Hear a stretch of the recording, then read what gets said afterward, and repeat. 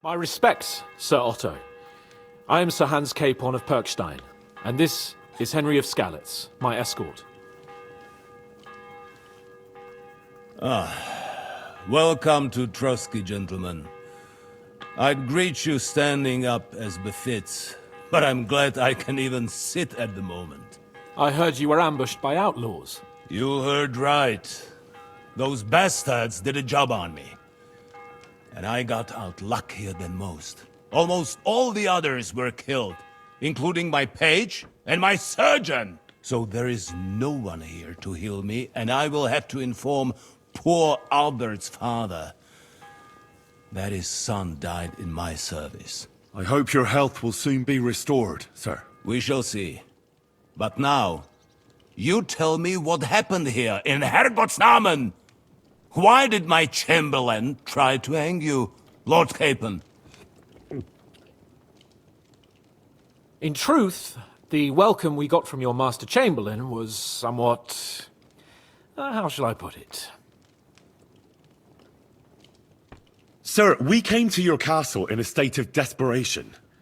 Your Chamberlain had the guards empty excrement on my lord's head and beat him without hearing us out. You were still at the castle then, and if he'd let us see you, maybe you wouldn't have left and wouldn't have been ambushed.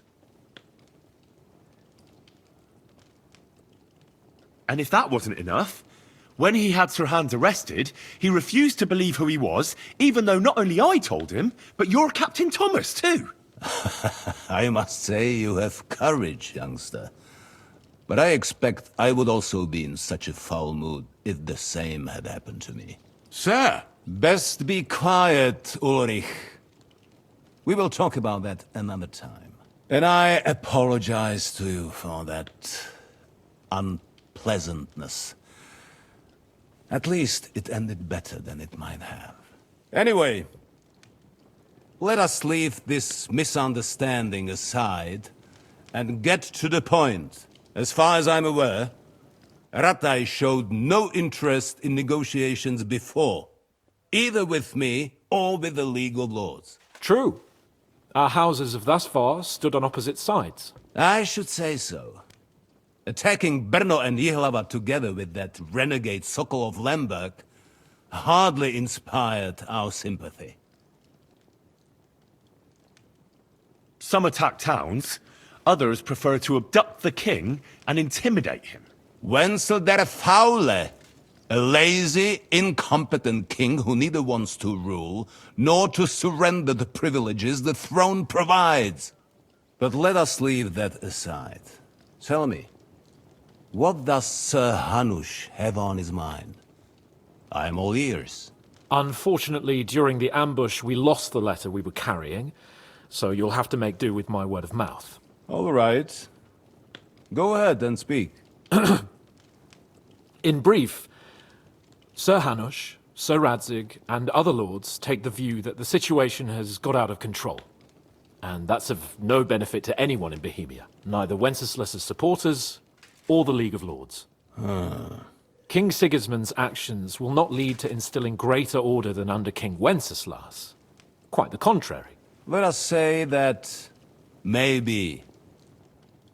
What arises from it? Sir Hanush and the other lords on our side are interested in knowing what the stance of the League of Lords is at this moment, and whether they haven't perhaps reevaluated some things. In other words, whether I might betray Sigismund. If anyone's a traitor, it's Sigismund, Lord von Bergow. Henry! That's all right, Lord Capon. Your escort speaks from the heart. I respect that. But the question of traitors is a more complex one. Is not a monarch who neglects his responsibilities to his realm more a traitor than one who wants to put it to rights? Or do you regard your Wenzel as a good king? Well, King Wenceslas may not be perfect, but at least there was peace while he was on the throne. That cannot be denied. Entirely. Nonetheless, Sir Hanush and Sir Radzig are right. There is disorder and anarchy in the land. bandits riding roughshod all over. As we all know, to our cost.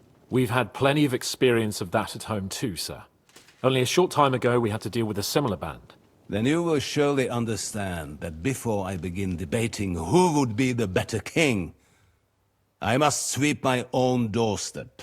Only I'm damned if I know how to do that, since those bastards have wiped out half of my garrison, including my captain. If I may be so bold, sir, you're not the only one. We also have a score to settle with them, so Henry and I will gladly help you. Is that so? Now that is what I call the words of a knight, Sir Hans. Right now, we've got a common enemy. So we have common interests, too. So then, sir, may we be of assistance to you? Indeed you may. Perhaps in the end we may really find some common ground. I need to muster sufficient reserves to deal with those outlaws once and for all. I'm summoning my vassals here to Trotsky. And since I don't have many men left to send as messengers, I will gladly accept your help. Just say the word, sir. Where should we go? You'll go to Nebakov, a small castle, or rather a fortress among the cliffs. The yeoman there, Jaromir Nebak, is an old hardhat and may not be very willing to fulfill his obligations. It would be useful if an eloquent noble like yourself visited him to explain him clearly why I need his whole garrison.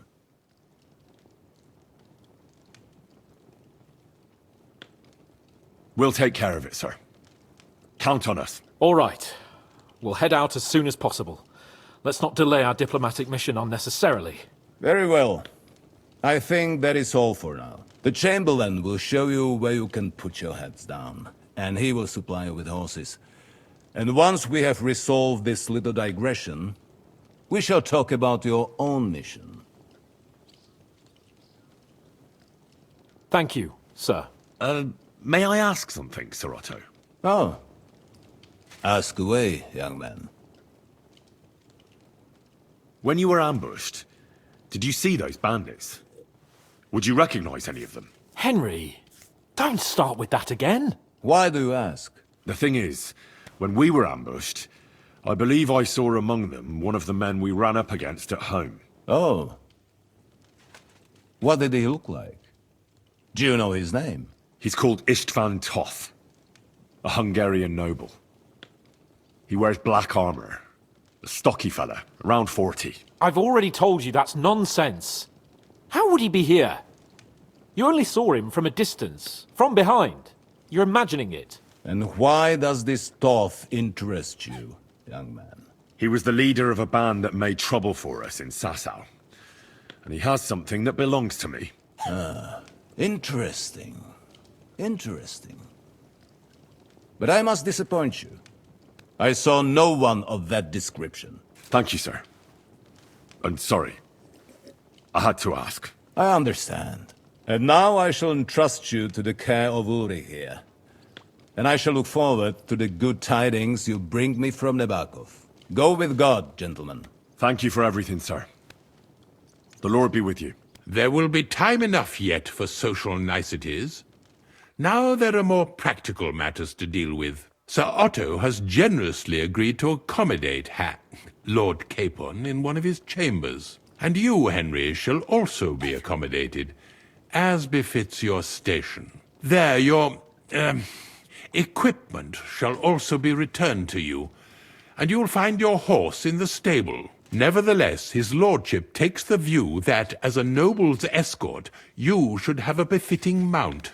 And therefore he has kindly decided that you may take one of our horses, if you so wish.